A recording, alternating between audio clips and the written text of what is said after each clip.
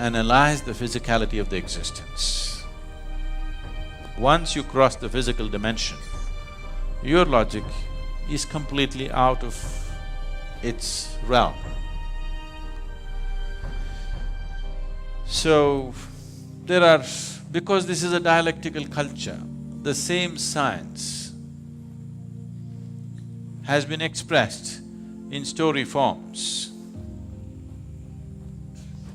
I cannot go into the whole story, it's a long story, but when I told this story to one of the top scientists in the world, when I was speaking to him and I explained this, see, this is how it is, this is the nature of the existence. This is from the yogic lore, but we are always told not to believe the lore till it becomes a reality in your experience. And this is the reality in my experience. If you go like this, this is what will happen. So when I spoke to this very top-level scientist, who's a Nobel laureate, and I was telling him that this is what it is, there was a group of them, and when I explained, this is how it is within me, what do you think? They said, Sadhguru, if you can give a mathematical backbone to what you're talking, this is Nobel Prize stuff. Can you give a mathematical background? I said, I'll never bother about the mathematics. It's true for me and it has transformed everything that I am because it's true for me. Everything that I ever was changed simply because I touched this dimension within me. I don't wish to work equations for that. And anyway, Nobel Prize wouldn't mean anything to me, I would be too embarrassed by such things. So, this story, because I will make it so brief, there could be holes in it. If I make it elaborate enough, there'll be no holes in the story, it's a perfect theory. And we have proved it within ourselves that it is true. But you want to build a $10 billion instrument under the ground to prove the same thing, it's up to you. This can be experientially proved within yourself if you are willing to go into the depths of what this is. Because this is made exactly the same way the whole universe is made. If you go deep enough into this and you know how this is made, by inference you know how everything in the universe is made. By inference. And even now, science is also only inferring. Today modern science has admitted that it's an ever-expanding universe or an endless universe.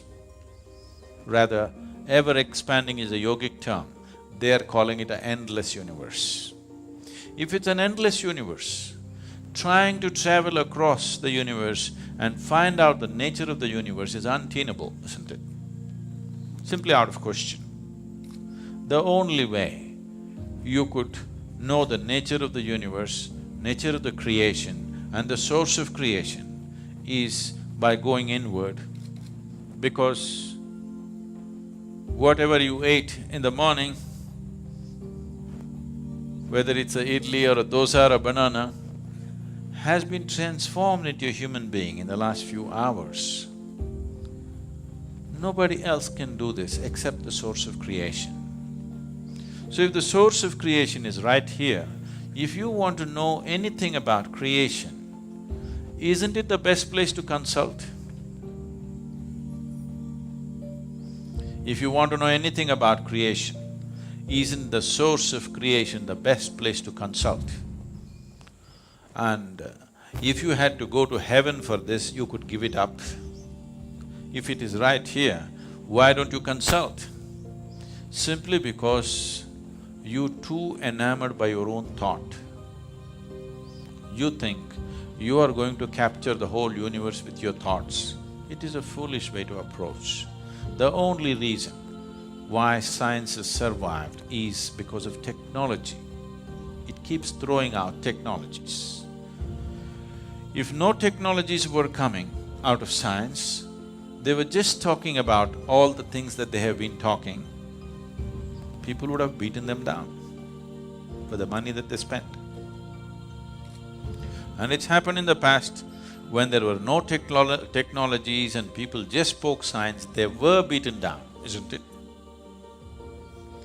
So, science has its value in terms of utility, but science cannot open up the existence for human experience. It will not, it can never do it because they are going with intellect. Intellect as an instrument works only to dissect. The only way intellect can approach anything is to break it up and see. If you ask a scientist to find out something about this flower, first thing is he will break it up into pieces. I think I should ask a scientist to make me understand one of you. He will talk about dissecting you then. If you break this up, you may know many parts of this. You may know the structure of it, you may know the chemistry of it, but you will not know the beauty of it. You will not know the completeness of it, because the flower is an expression of a plant finding its fulfillment. It is the highest thing for the plant. For its life, this is the highest happening. It's the flowering of that life. You will not know that. You will not see the hand of the Creator in this if you break it up. But as a whole, if you are willing to pay attention, absolute attention, if in your approach you make this flower more important than yourself and keep your focus on it, you will see the whole universe in this. If you break it up, you will have petals, you will have other parts of the flower, and you will come to vulgar conclusions, and then you will learn how to make use of it. So right now, unfortunately, our approach, what we call as science, has become like this: how to use everything in the universe for our benefit. If a tiger comes down from the mountain, looks at you, he will think, wow, dinner. So you look at a tree and you think, wood. It's all right for a tiger to do that, because that's all he knows. But it's not all right for you to do that, isn't it? But right now, that is all science has become. Anything we see, how to make use of it. Anything we see, how to make use of it. Even an invisible atom, we won't leave. Even the goddamn boson. Already people are talking about in how many ways it could be used. We could make a boson bomb. You understand? If we make a boson bomb, all of you will just vanish. We don't even have to deal with your dead bodies. Yes, because you'll cease to exist, just like the boson. Instead of shooting you dead or burning you to death, if we make all the protons in your body collide with each other, you'll just vanish. You want the technology? But they will tell you, no, there could be medical uses to it. We could do this, we could do that. Yes, I know all that. But just the idea, it doesn't matter what, you cannot look at anything without thinking, in what way can I make use of it, is a very crass way to exist. With this level of existence, you will have everything and you will have nothing. This is modern life. People have everything like never before, and they got nothing in their lives. Nothing that you can call of any worth. People who have everything and cannot feel life in any significant way, when they die or when the moment of death comes, they will see that they spent these whatever number of years without living a moment, because what can I get is a sure way not to live, because from what you get you can only make a living. It's only by what you give that you make a life. So giving does not mean money or something else or something else. It is just that this moment if you look at this tree, how totally you can give yourself to this tree, that is how intensely you know life. If you sit here and calculate, what can I get out of this tree, you will completely miss life. Completely. Life will evade you. So, this kind of science which denies you life should be restricted if you ask me. I know I'm going to be hugely unpopular because somebody is going to Twitter and say, Sadhguru says science should be curtailed. It's all right. I'm telling you, a science which is driven just by what can I get out of it needs to be controlled a bit. Otherwise, human beings will have everything and they'll have nothing. When that is your experience, then you will destroy everything. Today, the planet is not being destroyed because of something else. It is just unbridled use of technology, isn't it? It could have been used for our well-being, but it's working against us because we have not worked the other dimensions of life. We are just going with this, what can I get, what can I get? If you go with this, there'll be no planet left after some time. But even if the planet is left, suppose we rope in another 10 planets, still it will not be enough. We will still have nothing, we'll have everything. This is my experience. Science should have been just a quest to know, not to exploit the creation. It is just a longing to know. Human longing to know wants to find expression in every possible way. Physical sciences is one of the ways, perfectly fine. But once it starts serving the masters who sponsor it, then if businesses sponsor it, they're looking for profit from it. If nations sponsor it, they're looking how to make more powerful weapons out of it all the time. You must understand this. The cutting-edge science always first becomes cutting-edge military technology. Only after that it comes down to other uses.